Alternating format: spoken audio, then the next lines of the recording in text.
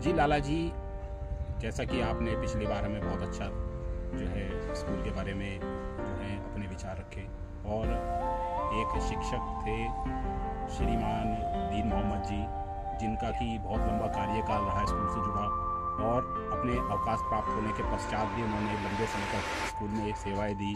आप क्या कहना चाहेंगे इस महान हस्ती के बारे में? देखिए, सर्वप्रथम श्री हनुमत भक्ति दर्शन चैनल देख रहे सभी व्यूवर्स को लाला चिदांश अग्रवाल का सादर अभिवादन, प्रणाम, जय जय सिया राम, वंदे मातरम, भारत माता की जय। आशाराम मैजिक इंटर कॉलेज का पुरातन छात्र हूँ मैं।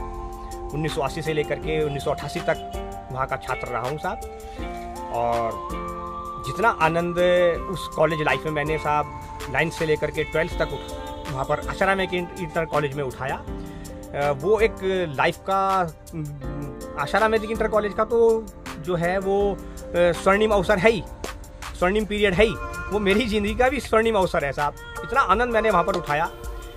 और हमारे राहुल भाई ने जो 90 के दशक के साहब हमारे 2 अध्यापकों के विषय में बात की है साहब।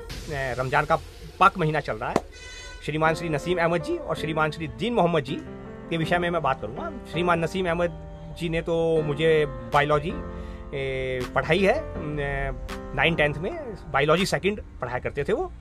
और श्रीमान दीन मोहम्मद गुरुजी हमारे जो है श्रीमान मोहम्मद दीन मोहम्मद गुरुजी, वो लैब टेक्नीशियन थे साहब, बायो के, केमिस्ट्री के।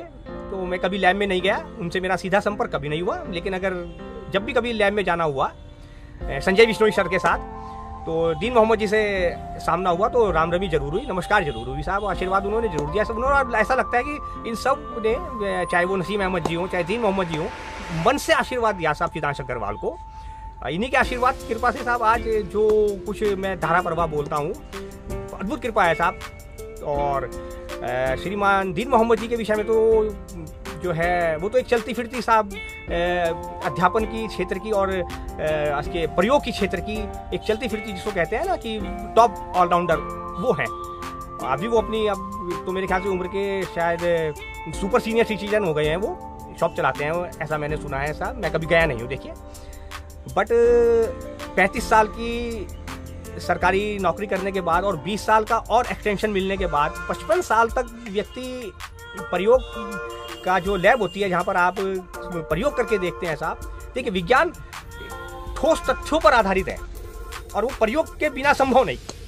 तो उस प्रयोग को दिशा देने का जो काम श्रीमान श्री दीन मोहम्मद जी ने किया है, मैं समझता हूँ साहब उसके बाद शायद ना भूतो ना भविष्यति, कम से कम आशाराम मैजिक इंटर कॉलेज में तो मैं यही कहूँगा, दीन मोहम्मद जी के बाद ना भूतो ना भविष्य। अभी तक ऐसा कोई लैब टेक्नीशियन साहब मेरी उसमें नहीं आया है। मैं गया हूँ अभी बीच में, हम 2 साल पहले हमारे एक परम मित्र आए थे चंडीगढ़ से, है ना, रघुवीर सिंह जी, तो बहुत अंतर आ चुका है। लेकिन फिर भी साहब नसीम अहमद जी के बारे में मैं बताऊँगा साहब, बड़ा वो तो खैर अद्भुत है साहब।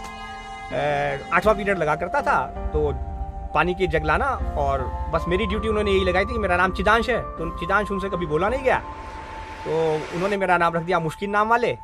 वो मुश्किल नाम वाले, तेरा एक ही काम, नीचे से जग भर के लाना और 2 गिलास लाना, और अगर वो खत्म हो जाए तो देखना कि जग खत्म हो गया तो दोबारा से फिर लाना, और अगर पीरियड में खत्म नहीं हुआ तो कोई बात नहीं, बैठ किताब खोल पढ़ और उसको लिख, नोट कर, बस ये तेरा काम है। और जो तू करेगा वही सारी क्लास करेगी, और जो तू नहीं करेगा वो पूरी क्लास भी नहीं करेगी। तो साहब उस समय पैनल इंस्पेक्शन हुआ करते थे, तो एक वाकया वही मैं आपके साथ शेयर करूँगा। पैनल इंस्पेक्शन में साहब इंस्पेक्टर आ गए, और जो है हमारे सर जो है नसीम अहमद गुरुजी साहब ब्लैक बोर्ड पर हमें पढ़ाने लगे।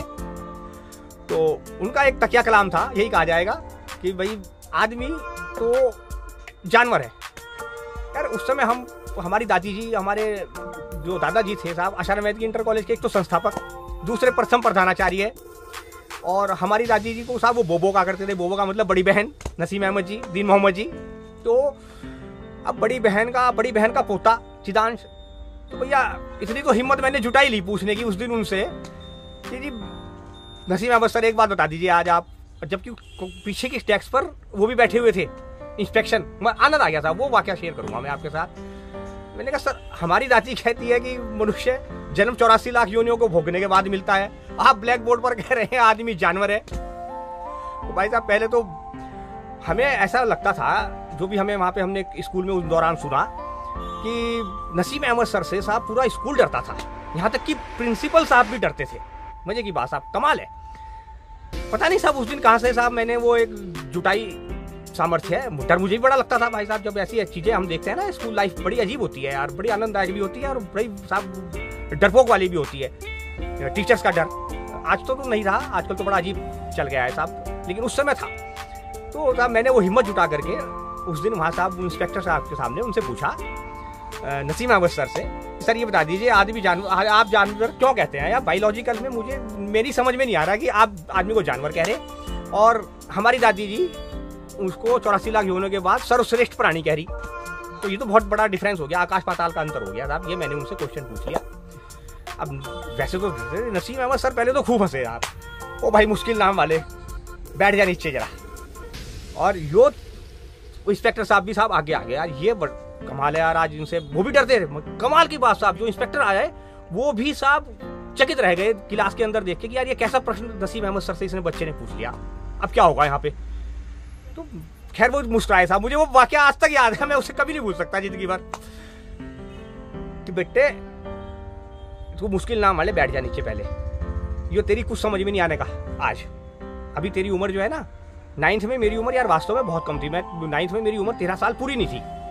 भाई तू है देख 12 साल का अभी बच्चा, 12 साल के बच्चे को मैं क्या समझाऊं कि आदमी जानवर क्यों है, और ये 84 लाख योनिया का जो कॉन्सेप्ट है ये तो थारे यहाँ है भाई, हमारे यहाँ तो पता नहीं देखे आया है, मैं बायोलॉजी में रहता हूँ तो भैया वो मैंने नहीं पढ़ा। लेकिन एक बात मैं तुझे आज बिल्कुल साफ साफ बता रहा, तू 50 की उम्र जब पार कर जाएगा तो खाली तेरी यही समझ में नहीं आने का कि आदमी को मैं जानवर क्यों कह रहा, और तेरी दादी ने 84 लाख योनियों को भोगने के बाद क्यों कहा था। हमारी बोबो है वो, गलत वो भी नहीं है और गलत मैं भी नहीं हूँ। और मैं साहब नसीम अहमद सर को हाथ जोड़कर प्रणाम करता हूँ साहब, वो जहाँ भी हैं हमारे, अभी आशीर्वाद उनका हमारे ऊपर बना रहे। सुना है साहब वो थोड़ा सा आजकल उनकी तबीयत नासाज रहती है, लेकिन वो जहाँ भी सुन रहे होंगे साहब चिदांश को, वो वहाँ से मुझे आशीर्वाद देंगे मन से, ये बात तय है साहब। और दिन मोहन जी भी, जबकि उनके मेरा आमना सामना सिर्फ एक आध बार हुआ होगा कॉलेज में, बट उनकी जो लाइफ स्टाइल है साहब, साइकिल पर आना, बैग टांग करके अपना लेदर वाला है ना, कैंटीन में जाना, वहाँ पर है ना वो जो है पहले गुलोरिया जी की थी, फिर किसी और की हो गई होगी, मैं नहीं जानता साहब उनको, जिनकी भी कैंटीन थी, लेकिन वहाँ जा करके उनका वही स्टाइल में साहब, जो पुराना स्टाइल हुआ करता था, कप प्लेट वाला, कप चाय बनानी बहुत बढ़िया उसने कैंटीन वाले ने साहब, उनका प्लेट में डाल करके चाय पीना साहब, जवाब नहीं साहब उस चीज़ का साहब। आज कोई करेगा तो वो आज तो फोड़ बता देंगे साहब, लेकिन वो अध्यापक थे सर, जवाब नहीं साहब उनका उस चीज़ का भी। आज हम देखते हैं साहब वो कप प्लेट वाली चाय का जो कॉन्सेप्ट आता है, आज सारा वो फिल्मों में पहुंचा दिया साहब बॉलीवुड ने साहब, है ना। अभी आपने देखा होगा एक सीरियल देखा, आपने देखा है और या नहीं देखा है मैं नहीं जानता, लेकिन अभी एक वेब सीरीज आई है साहब महारानी, बिहार की राजनीति पर आधारित है, आप देखना साहब। वहाँ पर जो उन्होंने CM का रोल किया है भारती ने, है ना, तो गजब साहब, कप प्लेट में डालकर चाय पीना कॉन्सेप्ट साहब वहाँ तक पहुँच गया है, जो हमारे स्कूल में उस समय दीन मोहम्मद जी किया करते थे, आज साहब बॉलीवुड में देख रहे हैं और पुरानी की लड़कियाँ पी रही होंगी साहब कप प्लेट में, हमें तो पता नहीं है, देखिए उनको देख करके, है ना।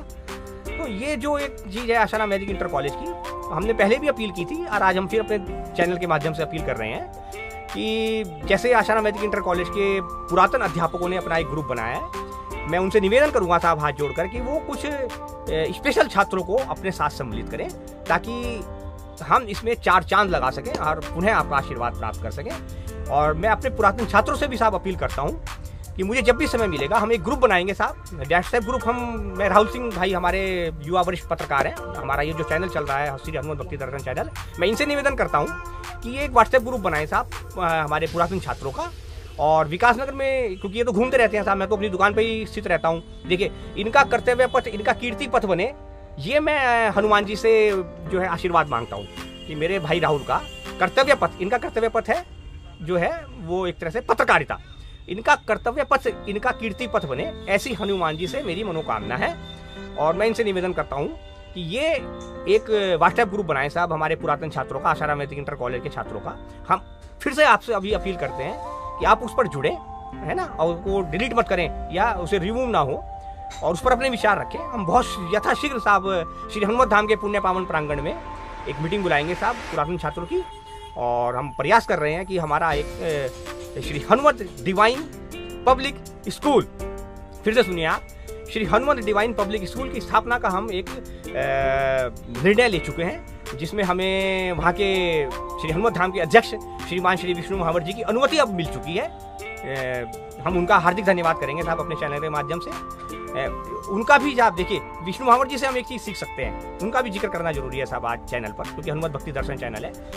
उनका कर्तव्य पथ वास्तव में कीर्ति पथ है, तो उससे आप सब सीख सकते हैं। तो हम इनको साहब आपसे विदा लेंगे और अगले उस पर कड़ी में मिलते हैं साहब। बाकी जो अध्यापक हैं उनके विषय में 3 मिनट का और। जय जय सिया राम, जय बजरंग बली।